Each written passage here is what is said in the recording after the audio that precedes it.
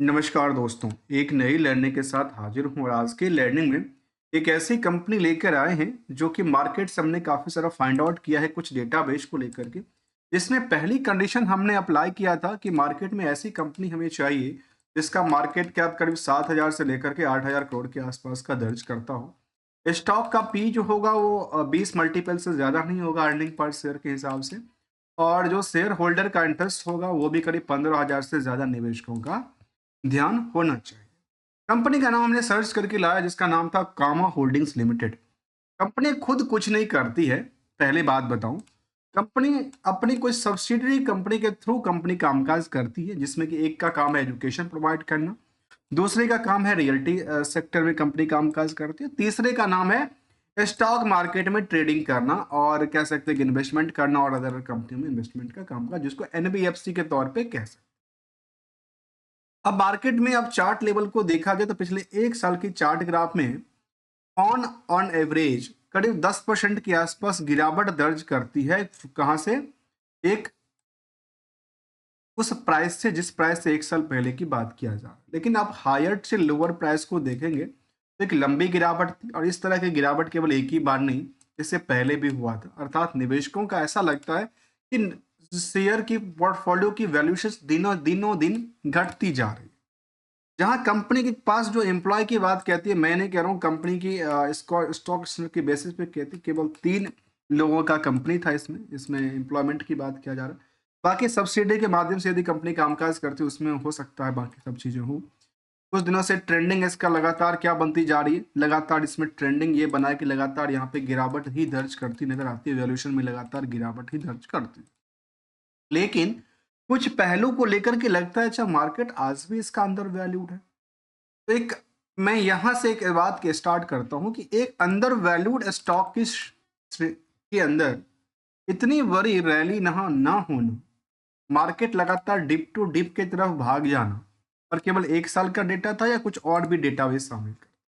देखिए, केवल एक साल की ट्रेंडिंग में ऐसा दर्ज कर, लेकिन ऑब्वियसली यदि पिछले 5 साल के ट्रेंडिंग को देखेंगे इस कंपनी के चार्ट में तो लगता है कि शायद इसने अपनी बॉटम जो था उसने एक सपोर्टिंग लाइन था उसके आसपास ही टिकी है। यदि यहाँ से ज़्यादा गिरावट होती है, पिक वाले का प्रेशर होता है, तो शायद इनके पास फिर मल्टीपल जो कि बॉटम्स हैं वो भी तैयार बैठी है। लेकिन शायद हो सकता है पॉसिबिलिटी भी क्रिएट हो पाए, क्योंकि यहाँ पे कुछ पार्ट को पहले समझने की कोशिश कर। देखिए, बुक वैल्यू कहता है 2168 का, इंटरेंसिक वैल्यू कहता है 5400 के आसपास। अर्थात करंट मार्केट की प्राइस कितना था? केवल 2500 की नियरली की। 114% ही बढ़ी थी बुक वैल्यू से, जबकि इंटरेंसिक वैल्यू से आज भी अंडर वैल्यूड की श्रेणी में आता है। हायर टू हायर 3000 तक, लोअर में देखा है तो 2300 के आसपास का आंकड़ा था, जो कि आंकड़ा जो था वो नियर अबाउट फिलहाल इसकी लोअर साइड में जो 52 वीक लो है वहीं पे इनका कगार दिखती है। डिविडेंड यील्ड का सवाल 143% की बात कहती है। और इंडस्ट्रियल की पी के बेसिस पे जैसे हमने कहा था कि कंपनी हम वैसे कंपनी चूज करके लाए हैं जहाँ पे अर्निंग पर शेयर के बेसिस पे 20 मल्टीपल से ज़्यादा ना हो, तो इसमें 10 मल्टीपल की बात है।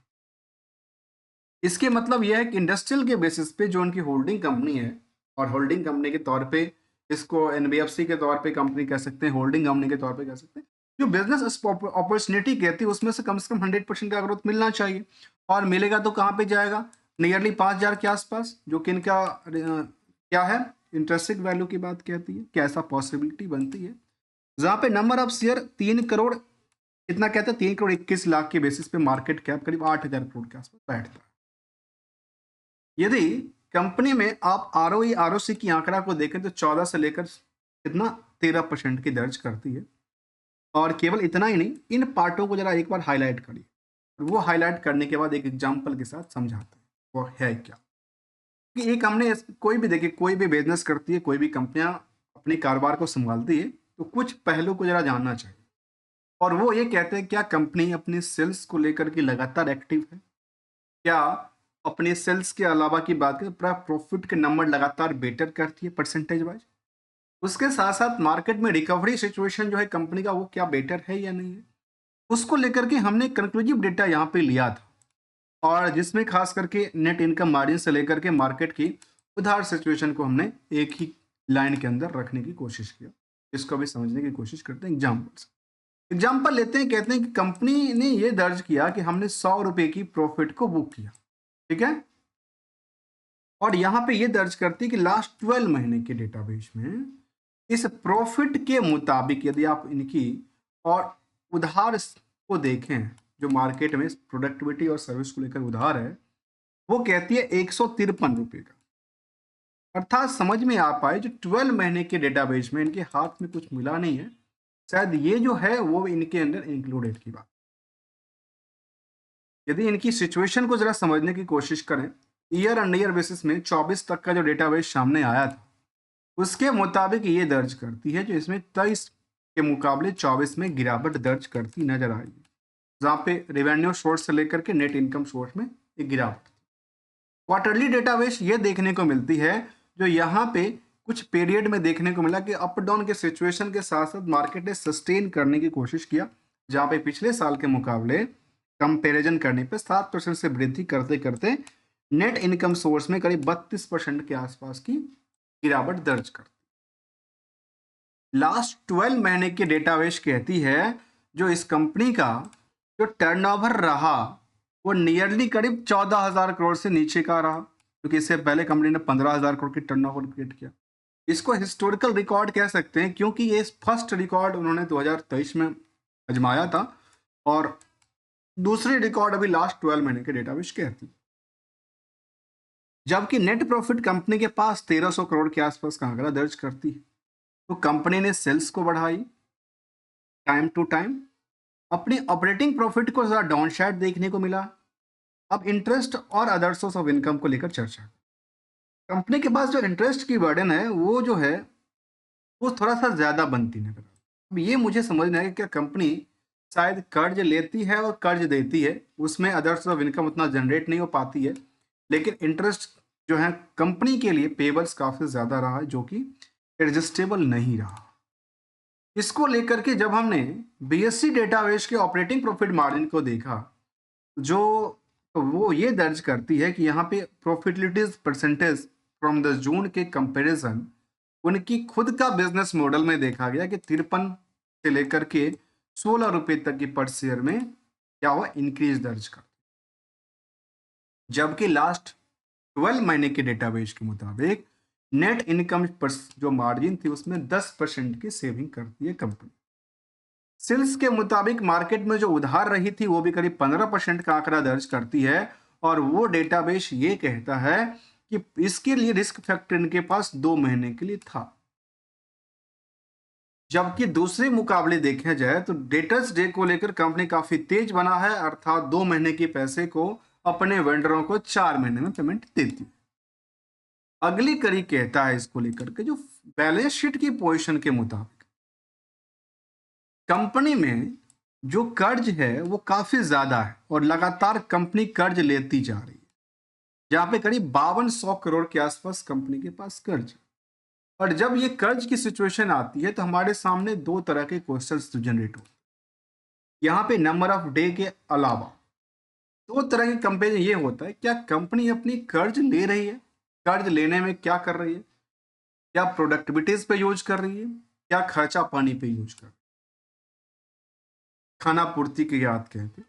सेकेंड पार्ट की बात किया जाए, यदि पे आउट कर रही है तो क्या प्रोडक्ट क्या मोनेटाइज कर रही है या ऑन फंड करती नजर आती है। यहाँ पे हमने देखा कंपनी के पास जो फिक्स एसेट्स था उसमें लगातार वृद्धि दर्ज करती नजर आती है, बाकी सब पोजीशन भी लगातार सस्टेन करती है, लेकिन एक जगह पे छोड़ करके जहां पे हमने इसका प्रॉफिट वर्सेस पे आउटस्टैंडिंग डेटा को देखा जो कि 153% का आंकड़ा दर्ज करता है। ईयर एंड ईयर बेसिस का यदि हम सीजीआर को डेटा को देखें तो समझ में ये आ पाती है जो सेल्स में बेटर कर रही थी, प्रॉफिट भी कर रही थी, स्टॉक प्राइस में अप डाउन के साथ ऑन एवरेज क्रिएट करती नजर आती है कुछ पीरियड में, रिटर्न ऑन इक्विटी भी इनको सपोर्ट देने के लिए तैयार है ऑन एवरेज के बेसिस। जबकि पीयर्स के मुताबिक देखा जाए तो इसके पीयर्स में बजाज फाइनेंस जैसे कंपनी से यदि कंपेयर करते हैं तो यहाँ पे स्टॉक की प्राइस भले ही बड़ी है, नंबर वाली है, लेकिन आज भी ये स्टॉक में क्या है, पोटेंशियल क्रिएट करती है, किसको लेकर के, क्राउड को लेकर। कैसे, क्योंकि इस कंपनी में यदि निवेशकों का इंटरेस्ट को जाहिर करते हैं तो आम पब्लिक के पास से ज़्यादातर होल्डिंग है और प्रमोटर के पास। कोई भी एफआई और डीआई की अभी तक कोई एंट्री देखने को नज़र नहीं आई है। थोड़ी बहुत है तो उससे कोई फ़र्क नहीं पड़ता, ज़्यादा नंबर की बात नहीं कहती है। ऑलमोस्ट 15 से 20 हज़ार निवेशकों का इंटरेस्ट इस जुड़ा हुआ है कंपनी में, जहाँ पे कह सकते हैं कि पब्लिक होल्डिंग में भी कुछ कंपनियां हैं जिनके पास 5% की होल्डिंग है, किसी के पास 5% की और होल्डिंग है। तो अल्टीमेटली ये 15% की होल्डिंग, 25% है, 15% की होल्डिंग तो बड़े बिग बुल्स ने रखा हुआ है, जिसमें खास करके मैं देखा था क्या ये सुपर इन्वेस्टर है।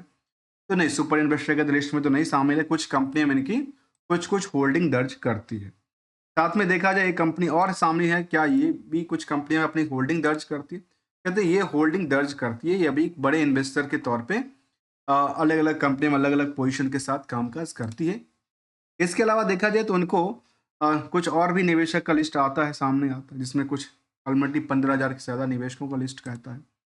कंपेरेटिव को क्या डिविडेंड पार्ट को लेकर देखा जाए तो कंपनी 2024 में ही करीब करीब कह सकते हैं कि कितना, करीब करीब 35 रुपए का डिविडेंड पे आउट कर चुकी है। इसी साल की बात करूं तो 35 रुपए के डिविडेंड कंपनी पे आउट किया है, जबकि जो पिछले साल कंपनी ने बोनस भी दिया था और डिविडेंड की ट्रैक रिकॉर्ड तो गजब का है। 84-85 रुपए तक कंपनी डिविडेंड एक बार में पेमेंट करती नजर आई है। इसके मुकाबले यदि देखा जाए कंपनी में निवेशकों का इंटरेस्ट को अलावा मार्केट की स्ट्रेटजी, तो पिछले 10 सालों में कुछ सालों में तो इन्होंने परफॉर्मेंस बेटर किया, कुछ सालों में इनकी परफॉर्मेंस उस लेवल पे क्रिएट नहीं होती नजर आती। इनकी नेगेटिव इम्पैक्ट कुछ ऐसा दर्ज नहीं करती है जो कि बातें कहती है, जो कि फंडामेंटल इनको स्ट्रॉन्ग की बात कहती है कंपनी के कामकाज से रिलेटेड। स्टॉक प्राइस में हमने देखा पिछले एक साल, पिछले 6 महीने से लगातार इसमें ट्रेंडिंग क्या बनता नजर आता है, लगातार बिकवाली का प्रेशर चलता नजर आता है। और हमेशा कहते हैं, एक सिंपल सी बात कहते हैं, जब बाढ़ आती है ना तो बाढ़ को रोकने के लिए क्या चाहिए, डैम काम नहीं करता। क्योंकि यहाँ पे सेंटिमेंट सबका बना रहता है कि हम बेच के निकले, बेच के अपने निकले, कोई ना कोई खरीदने वाला भी बैठा है, भले ही वो अगले 10 साल के लिए सोच रहा है लेकिन बैठा जरूर है। ऑलराउंड यदि पिछले 3 साल के डेटाबेस को देखा जाए, पिछले 5 साल के डेटाबेस को देखा तो कुछ ना कुछ ग्रोथ लेवल बना ही रखी है पिछले 5 सालों में। जिन स्टॉक की प्राइस करीब 800 के आसपास हुआ करता था, वो आजकल 2500 के आसपास है। मतलब यहाँ से 200% तो मूव कर चुकी है आज भी स्टॉक की प्राइस में। और यदि पिछले कुछ 6 महीने के डेटाबेस को देखा जाए तो वे 50 डे 200 डेज से लगातार क्या है, गिरावट दर्ज करती नजर आती है। ये छोटी सी सेंटीमेंट की बात हम करते हैं। हम किसी स्टॉक को लेकर कोई ट्रेडिंग और एडवाइजरी की बात बिल्कुल ही नहीं करते, क्योंकि हम लर्निंग पॉइंट ऑफ व्यू से इसको लेके आते हैं, समझने की कोशिश भी करते हैं, और जो हमारी फाइनेंशियल समझ में आती है वही आपके सामने प्रेजेंट भी करते हैं विदाउट किसी ट्रेडिंग को लेकर। मिलेंगे कुछ नई स्टडी के साथ, तब तक के लिए थैंक्स फॉर द ज्वाइनिंग।